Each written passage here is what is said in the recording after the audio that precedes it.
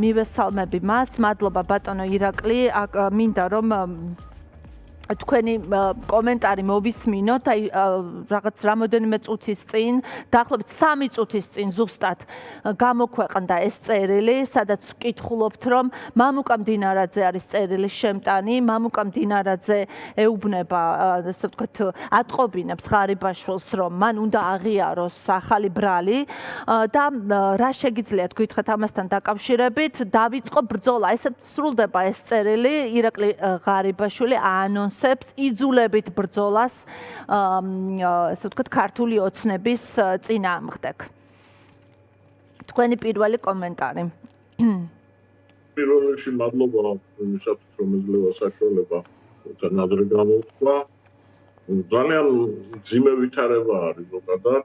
ირაკლი ღარიბაშვილი იყო ერთ-ერთი უერთულესი კაცი მძინა ივანიშვილის, შეხედავთ რა მდგომარეობაშიც არის.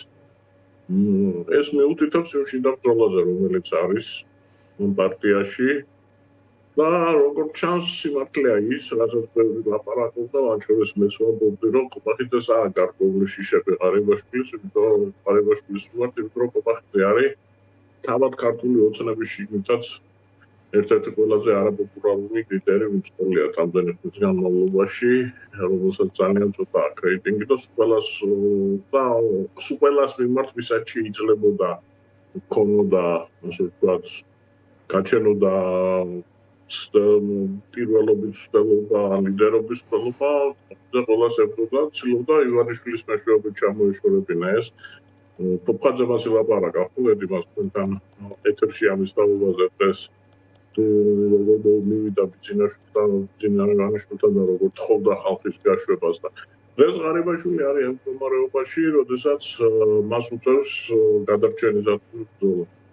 სამწუხაროა ეს ყველაფერი, იმიტომ რომ სანამ ხელისუფლებაში ხარ და სანამ ძალაუფლებაში ხარ, მანამდე არ უნდა დაუშვე ის, რომ ყველა შენი მოწინააღმდეგე მტრედ გამოაცხადო. მანამდე არ უნდა მოიქცე ისე, რომ ადამიანებს მერე სურვილი გაუქრე ჩვენ გვერდზე ხომის. აი ძალიან ბევრი შეცდომა მახსოვს, ყველას გვახსოვს, რომ ღარიბაშვილის კვეთრი განცხადებები, ძალიან დამაპირისპირებელი განცხადებები ხალხის მიმართ, ვინც არ ეთანხმებოდა მას ან ქართულ ოცნებას.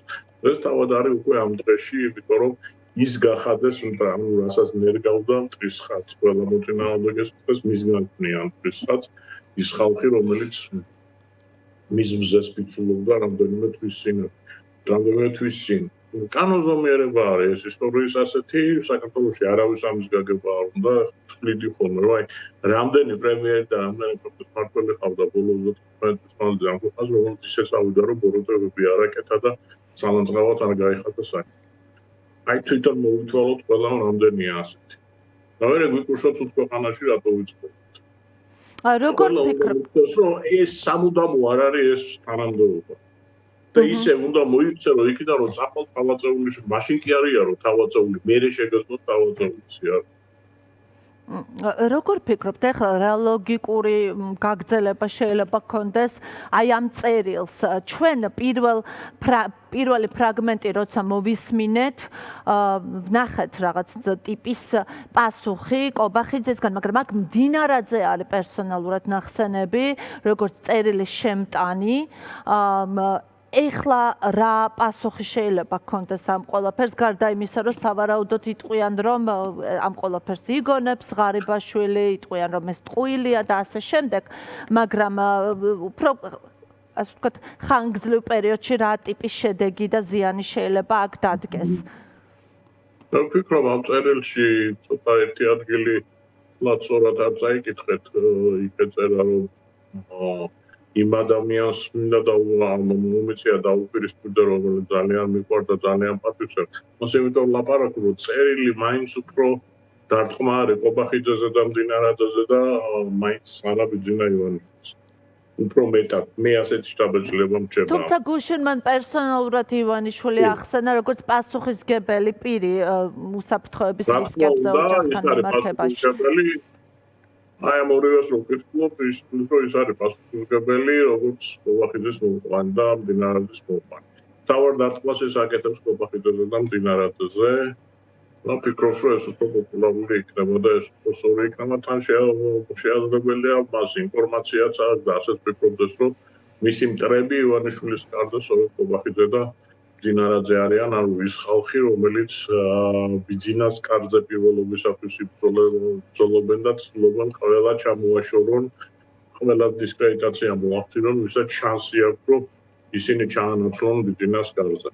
ამიტომ მე ვფიქრობ, რომ სწორედ ამ მიმართულებით წავა ახლა საწყის ეტაპზე ბრძოლა, ეს იქნება კობახიძის და დინარაძის წინააღმდეგ ბრძოლა, მისი გუნდის წინააღმდეგ ბრძოლა, გამოჩნდება ვის რა რესურსები აქვს. მაგრამ ის რომ კობახიძეს მთავარი ამოცანა ყოველთვის იყო, რომ ჩამოეშორებინა ყველანი პოლიტიკიდან, ვისაც შეეძლო, ასე ვთქვათ, პრეტენზია ქონოდა ბიძინას კარზე გავლენის ქონისა, ეს ფაქტია. ამას არ უარყოფს არავინ, ვინც ოცნებაში დარჩა 2020 წლამდე და შეესწრო იმას, თუ როგორ აღზევდა კობახიძე. კი ბატონო, მადლობა ძალიან დიდი, მადლობა თქვენ რომ პასუხობდით ჩვენს კითხვებს.